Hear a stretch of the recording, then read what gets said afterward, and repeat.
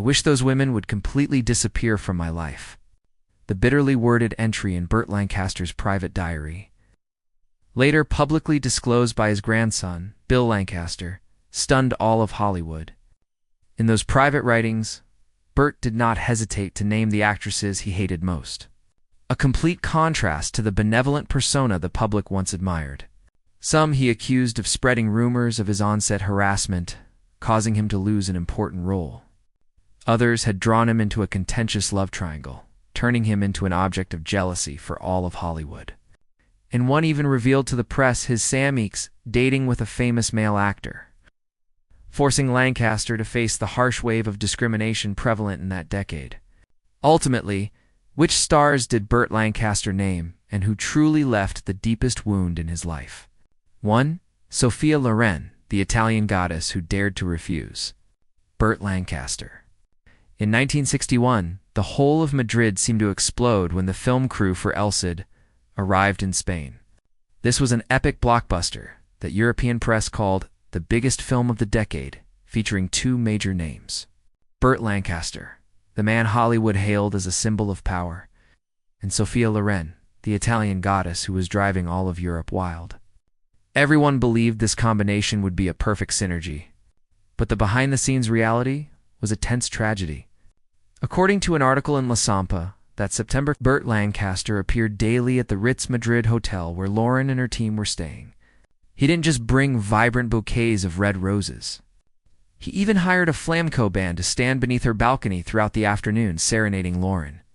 A waiter at the Ritz later recounted on the Raw Story program that Lancaster would often sit alone for hours in the corridor, staring up the stairs, muttering, "Sophia will have to agree.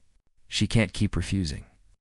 As days passed, Lancaster's persistent attempts to approach Lauren increasingly embarrassed the crew. On one occasion, according to a production assistant's private diary, Lancaster even knocked on Lauren's door late at midnight, using the script as an excuse.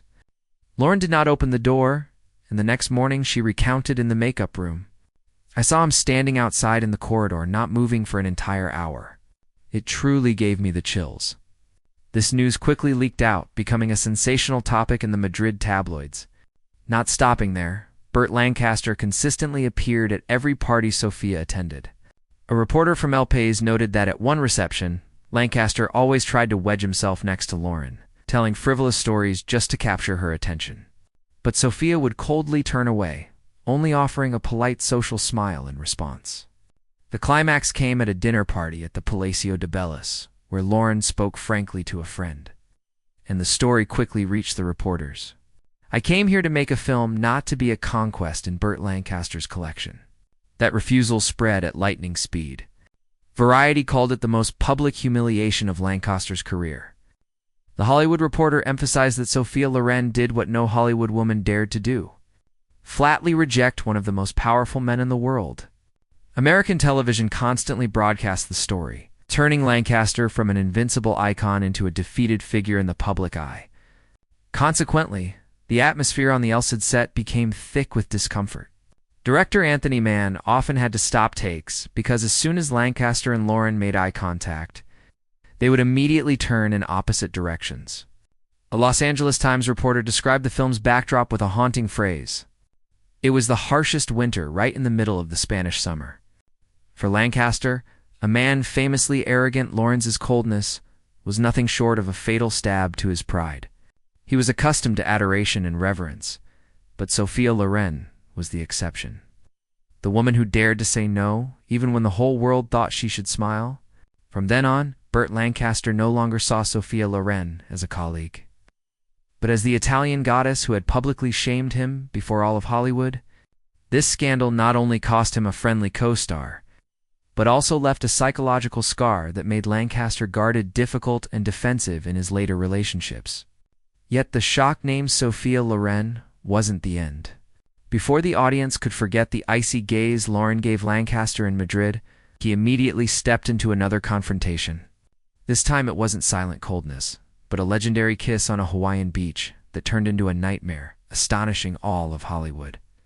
2. Deborah Kerr. The kiss of a lifetime that became a nightmare. In 1953, New York erupted when From Here to Eternity premiered at the Criterion Theater. Audiences lined up for blocks just to see what was predicted to be a film that would change American cinema. As expected, the movie instantly became a phenomenon. But what caused a global sensation was the scene of Burt Lancaster and Deborah Kerr embracing amidst the surging waves on a Hawaiian beach. Time magazine even ran a cover headline, "The Kiss That Changed Cinema." But behind that immortal romantic kiss was a nightmare for the people involved. According to a report by journalist Richard Merriman in Life magazine, Deborah Kerr frequently complained that Lancaster behaved like a general. He imposed every detail from how she should place her hands to how she should lower her head. At a Beverly Hills party in February 1954, Kerr confided two friends. "He's charismatic in front of the camera, but off camera, he just likes to give orders. I've never met anyone so domineering." The conflict escalated to its peak while filming the Wakey Beach scene. Kerr later recounted that Lancaster took advantage of the intimate scenes to excessively touch her. Some crew witnesses even whispered that she felt forced into unwanted intimacy. This rumor quickly leaked and Hollywood began to buzz that Deborah Kerr had subtly accused Lancaster of on-set harassment. Director Fred Zinman was forced to intervene by taking them both aside for a private conversation by the sea. But just minutes later, the sound of their argument echoed across the sand. An assistant director noted in a report sent to Columbia Pictures, "Just a small spark, and the whole set will explode." When the film became a massive hit and won 8 Academy Awards in March 1954, the public expected Lancaster and Kerr to walk the red carpet together as a perfect on-screen couple. The reality was the complete opposite. Deborah Kerr took photos with Montgomery Clift and director Fred Zinman, while Lancaster appeared in a different group maintaining absolute distance. The Los Angeles Times quipped the screen's most passionate couple, but not in the same frame in real life. Years later, in a BBC special program in the 70s, when asked about the immortal kiss scene, Deborah Kerr only offered a knowing smile. On screen, it was wonderful. But in real life, that was a time I never want to remember.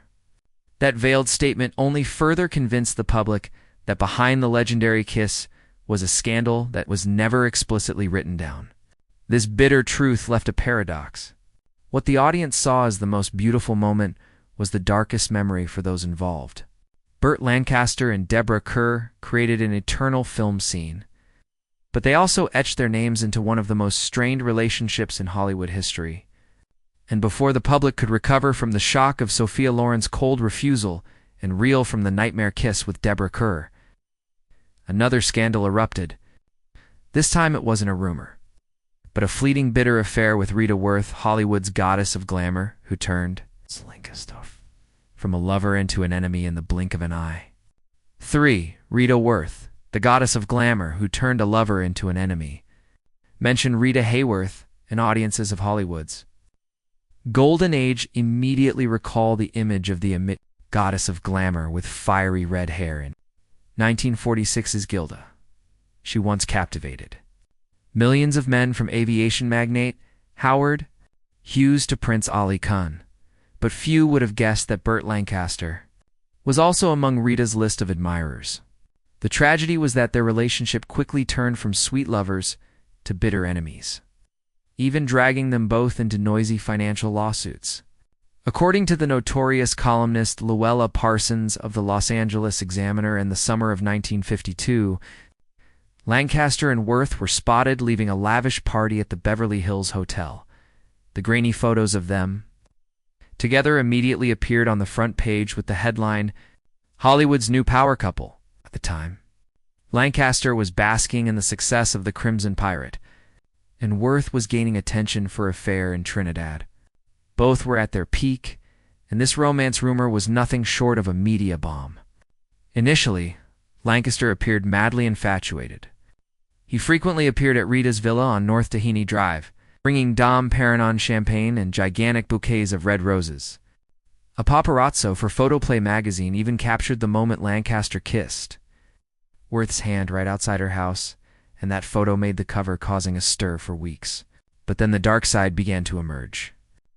Rita Hayworth was famously temperamental. Some days she was gentle like a muse, But others, she would erupt in anger to the point where the entire film crew held their breath. A lighting technician for Columbia Studios recounted on the Inside Hollywood program, "One day, Burt waited 3 hours on set, but Rita didn't show. When she finally appeared, she casually said she'd been at the spa." Burt was furious, red-faced, but couldn't do anything. The conflict exploded in late 1952, when both attended a script reading for a joint film project financed by Columbia. According to production notes still in the archives, Lancaster had only read a few pages, Beth.